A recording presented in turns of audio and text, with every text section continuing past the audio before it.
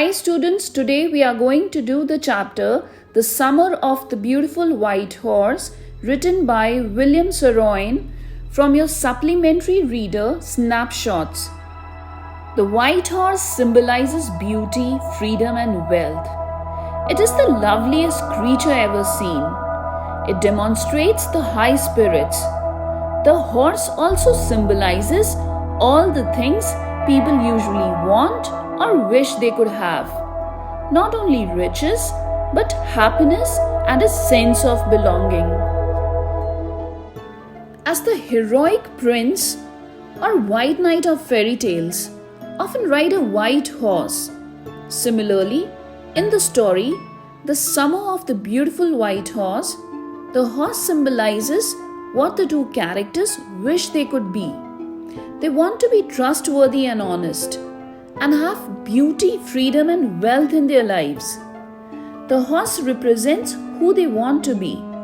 Their actions regarding it show the distance between their goals and who they are. Thus, the lure of a desire in the face of poverty forced the poor Armenian boy to steal a beautiful white horse. The story The Summer of the Beautiful White Horse has been written by William Saroyan. Well, William Saroyan is an American Armenian author. He was born on August 31, 1908 in California to Armenian immigrants from Turkey. Saroyan's writings often celebrated the joy of living, in spite of poverty, hunger and insecurity. Some of his well-known works are Here Comes, There Goes You Know Who, Not Dying, Days of Life and Death and Escape to the Moon. We've got very interesting characters in the story.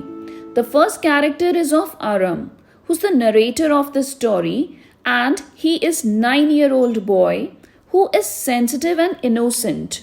He and Murad belong to the Geroglanian tribe, a tribe which is known for its honesty and trust. He justifies Murad's stealing of the horse for the purpose of horse riding, or you can say joy ride, as they did not intend to sell it off. Another fascinating character in the story is Murad. Murad is a 13-year-old boy.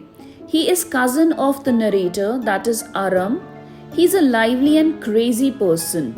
He is a brave, imaginative and adventurous boy who knows how to handle a horse. He's tender and affectionate towards the horse. One more character in the story is John Byro. He seemed to be very kind and gentle. He's a farmer and owner of the beautiful white horse which was stolen by Murad. He is actually very sad over the sudden disappearance of his horse a few weeks ago. Uncle Khosrow is an eccentric character in the story. He is the narrator's uncle who was considered to be a crazy man. He has been described as a man with a short-tempered and irritable by nature. Before going into detail, let's have an overview of the chapter. The Summer of the Beautiful White Horse is a story of two poor boys from an Armenian tribe whose hallmarks are trust and honesty. It is a short story by William Saroyan in which Aram's cousin Murad steals a horse and attempts to teach Aram to ride it. Murad rides up to Aram's house on a white horse. Murad has stolen the horse from a farmer who lives 10 miles from the settlement where Aram lives. The farmer suspects the boy of the theft. Aram convinces Murad to keep the horse for 6 months so that Aram can learn to ride. The story goes on to describe in detail how the two boys indulge in the joy of horse riding early every morning for nearly a month, hiding the horse in the barn of a deserted vineyard. One day a farmer, John Byro, visits Aram's house and tells Aram's uncle Khosrow how sad he was because his horse had been stolen last month. Unmoved, Aram and Murad continue with their horse riding. However, the horse throws Aram repeatedly. One day, John Biro runs into the two boys riding his horse. His reaction on seeing it, the conversation with the boys, and the boys' action is the turning point that makes the story end on a beautiful note. Let us go through the story in detail. Aram remembers an experience when he was 9-year-old. The world for Aram at that time seemed to be delightful and joyous. Murad, whom everybody considered crazy, came at 4 in the morning and woke up Aram by tapping on the window of Aram's room. It was summer with daybreak just round the corner. And to Aram's surprise, Murad had brought a beautiful white horse which he was riding. Murad assured him that it was indeed a horse and Aram was not daydreaming. Aram did not believe it because he knew that they were poor and wouldn't be able to afford a horse. Aram realizes that Murad must have stolen the horse but couldn't believe it, as he knew that his cousin couldn't have bought the horse, and if he couldn't have bought it, he must have stolen it. But Aram refused to believe he had stolen it because no member of Geroglanin family could be a thief, because this family was known for its honesty and trust. Moreover, there's a text in the story where we come to know that every branch of the Geroglanin family was living in the most amazing and comical poverty in the world. So, the story acquaints us with Geroglanin tribe of Armenia. They are famous for their honesty. In terms of honesty, they are the wealthiest tribe in the world. But in terms of money, they are nothing. They go through what we call commercial poverty. They do not have any perfect or fixed earning source. Yet they meet their regular necessities of life. They themselves are even amazed with the fact. So, according to Aram, stealing a horse was against the reputation of their tribe. So Aram realizes that Murad must have stolen the horse, but could not believe it. So Aram asked Murad if he had stolen the horse. But Murad remained coy about the horse origin, and Aram justified the theft to himself, reasoning that perhaps it wasn't actually stealing unless they tried to sell the horse. So, it was merely the justification of stealing of the horse. According to Aram, the horse had been taken only for fulfilling their amusement and not for the purpose of selling. Hence, it cannot be called stealing. They had just taken the horse for a bit of time, and after their excitement went over, they would return it. On one occasion, Aram quotes that, "I knew my cousin Murad enjoyed being alive more than anybody else who had ever fallen into the world by mistake." This shows the very unique character of Murad. He does not belong to this world. Somehow, by chance, he has fallen into this world. He enjoys his life to utmost in his own way and does not have any affinity with the other normal people. Aram stared first at his cousin and then at the horse. There was a pious stillness and humor in each of them, which on the one hand delighted him and on the other frightened him. This means that the narrator was mesmerized as well as shocked to see the horse with his cousin. There was a certain calmness about the horse and his cousin Murad. He was delighted at the idea of riding a horse, yet he was frightened that the horse was a stolen one. Unable to resist any longer, Aram hopped on the horse behind Murad as they began their ride. They lived on the boundary of the town on Walnut Avenue.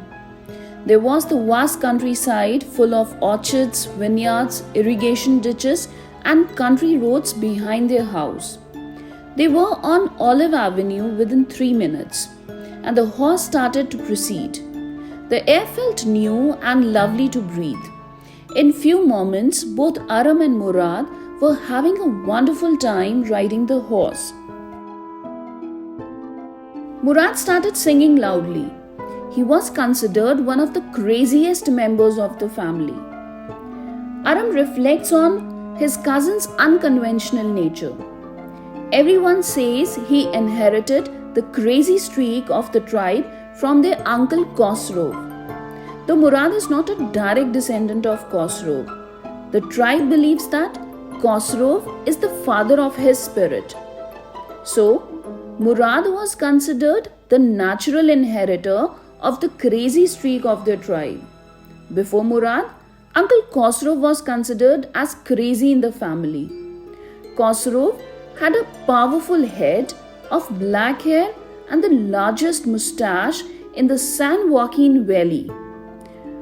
Murad was considered a crazy boy, though his father, Mr. Zorab, was a practical man without having any crazy streak.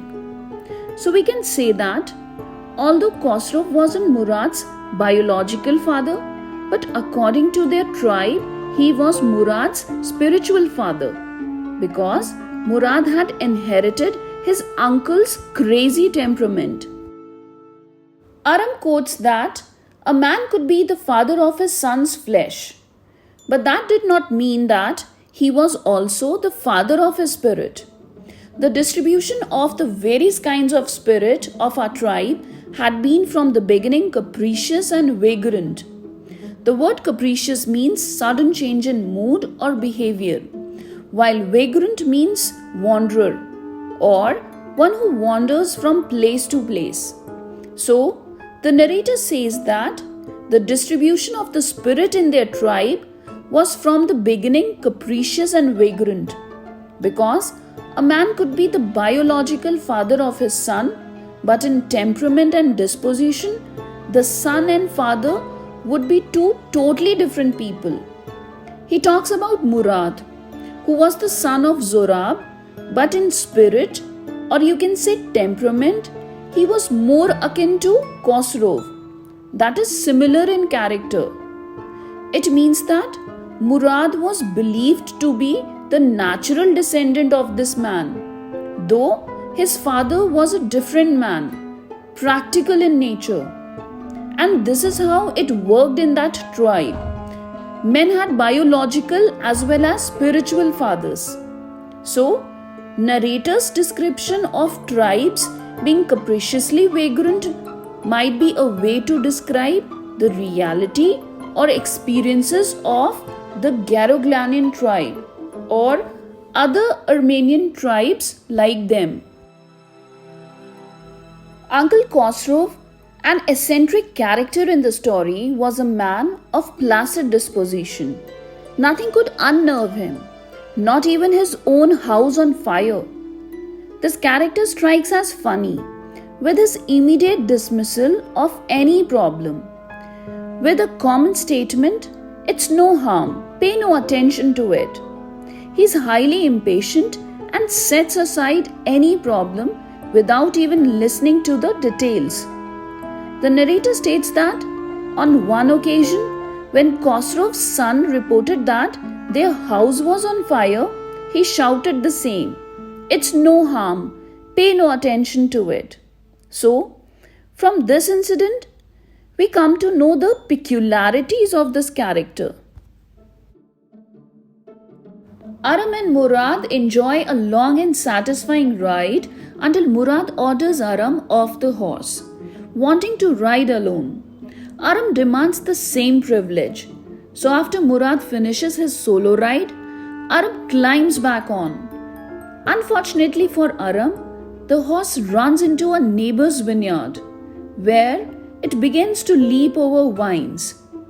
Aram quotes, I leaped to the back of the horse and for a moment knew the most awful fear imaginable. The horse did not move. It means that, as promised by Murad, he gave the opportunity to his cousin Aram to ride. But Aram had no skill or experience in riding a horse. He got up the horse, but it did not move. Aram had no idea how to kick on the muscles of the horse to get it moving. So, Aram was soon tossed from the horse.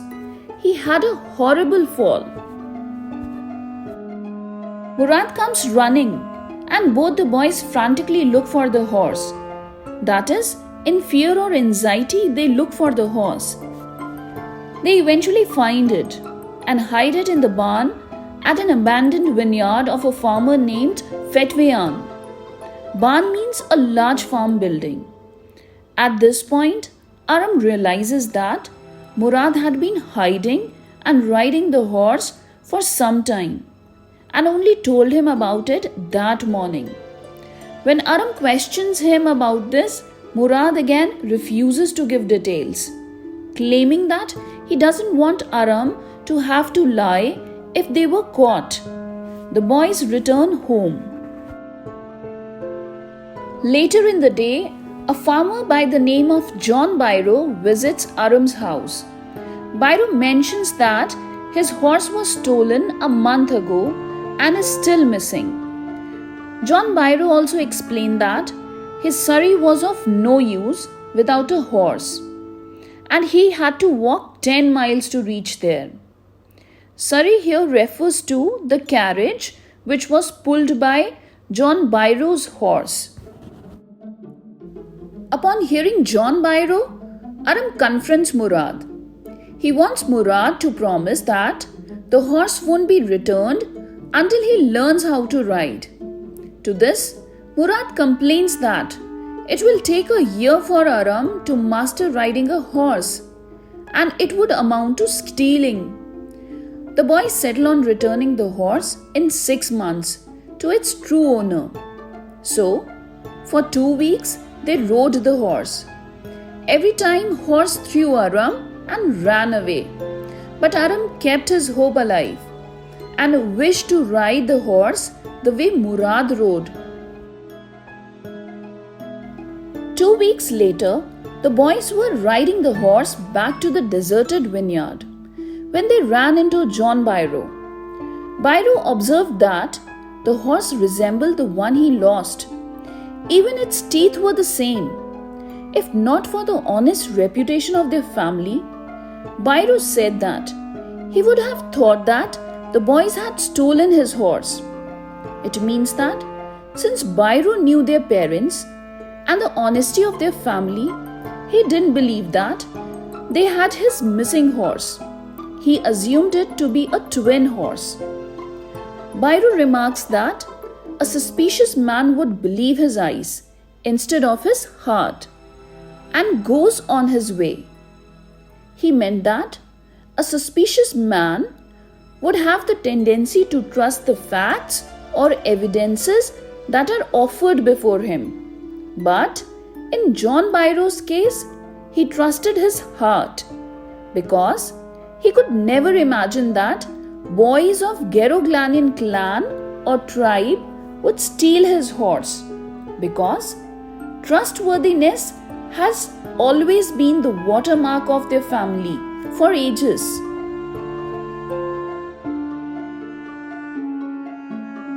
Chastened by Byro's faith in their family, the two boys say goodbye to the horse and return it to Byro's barn early the next morning.